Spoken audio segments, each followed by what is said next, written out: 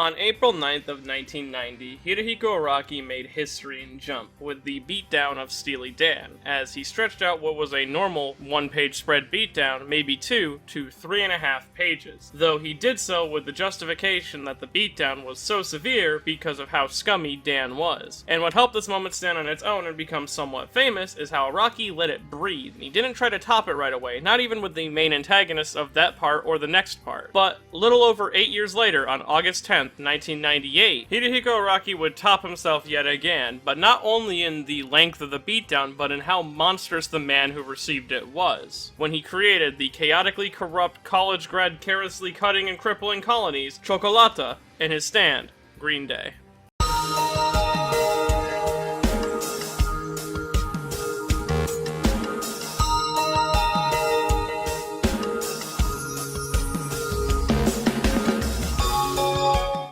Cioccolata was a minor antagonist in Part 5 who acted as an active threat to the crew during the Green Day and Oasis arc. He was a member of Passione and part of the boss's own personal bodyguard called the Unità Speciale, though his own twisted mentality and sadistic nature made him someone that even Diavolo found disgusting, and he was only kept alive as a last resort option if he was ever needed, which all these details really help lay the groundwork for his undoing and why he was such a terrible person to receive the spectacular beatdown that he did. Though before we get too into that, let's understand the meaning behind his name and design. Cioccolata, like other names in Part 5, is an Italian word, with cioccolata being the feminine translation of the word chocolate, though during the publication of Part 5, the name was changed to cioccolato for a brief period, which is just the masculine form of chocolate. But in all versions after, it retains Cioccolata as its main name. And Araki likely chose the feminine version of his name due to his more maternal role in the relationship between him and Sekko, but also because Araki chose a lot of feminine names during the course of Part 5. Though the name itself meaning chocolate was likely chosen to play into the irony of such a cruel individual like Cioccolata being named after something so sweet, even having an extra bit of irony going into it as chocolate releases a chemical when consumed that produces endorphins that not only reduce pain in a person but also give them a minor state of euphoria, where Cioccolata's favorite practice was paralyzing the body so the victim couldn't actually move and then not giving them anesthetic while he operated on them so that they would feel extreme pain without being able to show it, the exact opposite effect of chocolate. Cioccolata's design itself is very interesting. With his face makeup, haircut, and general personality quirks, he seems like he has a lot of visual elements of a clown or jester, which add to the creepiness of his character, but also it would appear that he wears a twisted and mutilated version of a normal doctor's lab coat, with a large cross shape in the middle along with 2 on the sleeves, which might be in reference to his belief of being superior or above others thanks to his views on life, and these views would become manifested in the form of his stand, Green Day. Green Day is a humanoid stand with a body covered in cylindrical tubes, either sticking out of his head, shoulders, or even fingers, but the lower body of the stand is actually more up for debate, as the anime of Golden Wind depicts the stand as having normal stand legs, where the PS2 version of Part 5's Green Day has a lower body that is more rooted into the ground. I personally prefer the latter, given that it gives the stand a unique identity, but the lower body is never shown in the original source material, so it's really up to you to decide. Now, the tube design of this stand was specifically added because Araki liked the idea of a design where it dispenses mold from its head. Along with this, he would later double down on this with an interview with Kazuma Kaneko that he stated that if a stand had the ability to release a gas-like substance, the origin of that substance would logically have to come from a hole on the stand. The tubes of Green Day are very important for its major ability, as the smoke or gas it releases is full of seedlings for its major ability, mold creation. Mold creation is an ability that allows Green Day to release seedlings of a powerful and dangerous mold that rots and destroys flesh into the air to infect anyone around it. And given that the substance is released from the tubes in the body into the air and is completely invisible, those within the range must assume they are instantly compromised by this mold. But it doesn't grow instantly. Instead, it only blooms when the target goes below their base altitude when they were infected. This applies to body parts as well, so if you were to bend over and put your arm below your base altitude, it would soon begin to bloom with mold. And the lower the altitude, the stronger the effect. Those who go from a standing position to lying on the ground will be consumed extremely quickly in comparison to someone who has simply bent over. The only way to counteract the effect of this mold is to increase your altitude, but the higher you climb, the higher your base altitude becomes, so the easier it is to slip up and go below where it is safe. Along with this, there are only two things shown to be unaffected by the mold's effect. This being things that were already dead prior, like Bruno's corpse, and other stands. As you see when Mr. retrieves his gun with Sex Pistols, they weren't affected. Along with this, the reason that Secco is such a good partner for Cioccolata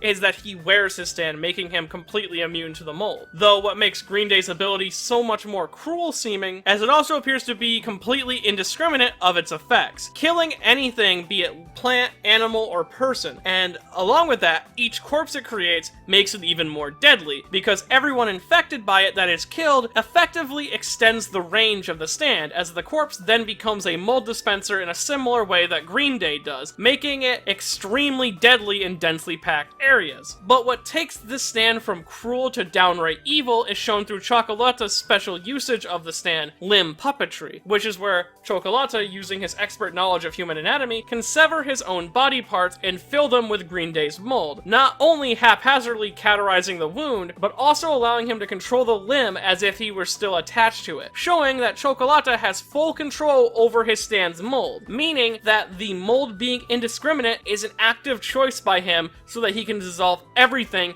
because of the malice and evil in his soul. The stand's name, Green Day, comes directly from the American rock band founded in 1987, Green Day. The band itself was pretty popular, though it found its huge commercial success in 1994 with its mega hit album Dookie, which came packaged with one of the band's most iconic songs, Basket Case, which was a song that helped the leading man, Billy Joel Armstrong, deal with his anxiety and panic disorder, though the album was later followed up by one that was less popular but still important, Insomniac, in 1995. Now, the effect of the stand, it doesn't seem to be influenced much by the band Green Day at all. Seemingly, the only thing that it got from it was the official color palette seems to be green because the green in Green Day. Though it would appear a good amount of Cioccolata and the Green Day and Oasis arc was influenced by the band, starting first with the name Cioccolata, which might be somewhat of a dirty joke based on the album name Dookie, which would make sense given how much of a shithead Cioccolata ended up being. But in more relation to the Dookie album, you have their hit single Basket Case, with basket case being a term that can apply very easily to Cioccolata himself, as a basket case is a person or thing that is regarded as useless in some way. And given that Diavolo didn't trust Cioccolata so much so that he put him on the back burner until he was absolutely needed, he was basically regarded as useless, Diavolo even being made uncomfortable by the idea of having to use him. Along with this, the origin for the term basket case refers to soldiers from World War II who would be quadruple amputees, or referred to as useless, as they can no longer move on their own. And given that one of Cioccolata's attacks is amputating parts of his body and using his stand to puppet them, he fits both basket case in both terms. But moving on to the Dookie album itself, the album art cover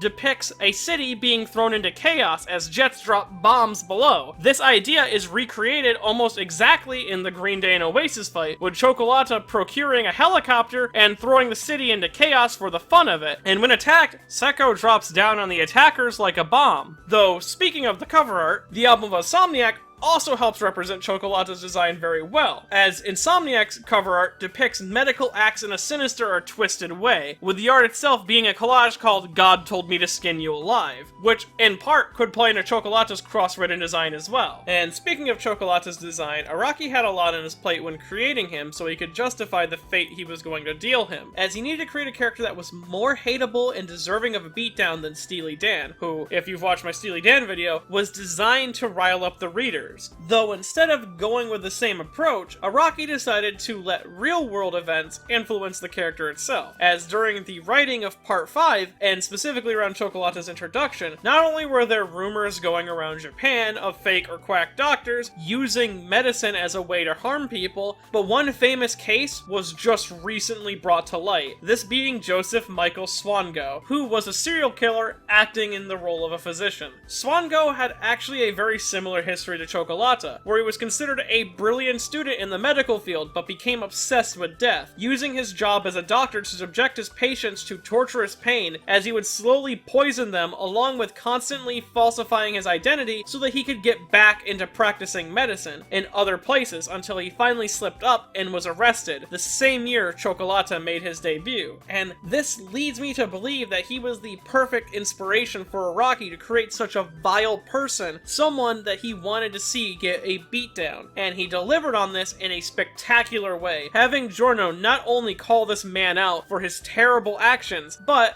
Araki made Jump history by dedicating 5 pages of the chapter exclusively to Cioccolata's destruction, which was then increased in the volume releases to 7 pages, being the first ever 7-page beatdown in Jump and arguably in manga. And the anime would extend on this beatdown even more, using the sound design of the series during the beatdown to imply that Giorno gave Cioccolata a heavy dosage of life shots, making the beatdown for him last even longer in his mind. The cherry on top of this all was Cioccolata's body would land in a garbage truck where he would be crushed to death in the trash compactor alongside all the other filth in Rome, which was later confirmed to be his death in the JoJo filler. With this, Cioccolata's character is an excellent example of Araki being able to comment on the world around him that he was living in at the time, personifying the evil that he sees as absolute bastards of humans and disposing of them with the swiftest justice that his manga would allow, with even the closest allies bad-mouthing Cioccolata after his passing and considering him weak or completely untrustworthy, making him into someone who will be forgotten with time,